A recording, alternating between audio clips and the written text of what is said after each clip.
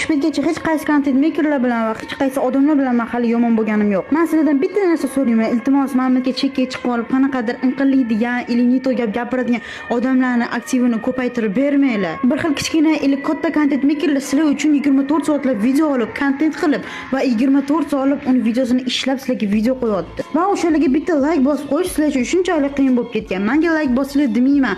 Iltimos, yoshlarimizni podдержка qilaylik. Mana bunaqa ko'chadagi xarplarni, hayp ishlaydigan odamlarni emas, normalniy o'ziga dastoyni va content makerlarni podдержка qilaylik. Ya'ni sizlarga foydasi tegadigan, sizlarga plus beradigan, zo'r o'ynaydigan, o'zini hurmatini joyiga qo'yib qo'yganlarni. Editorlarni ham shu darajada aytib ketaman. Editorlarni ham podдержка qilinglar. Ular 24 soat video oladi, lekin sizlar bitta like bosishga shunchalik ernasizlar.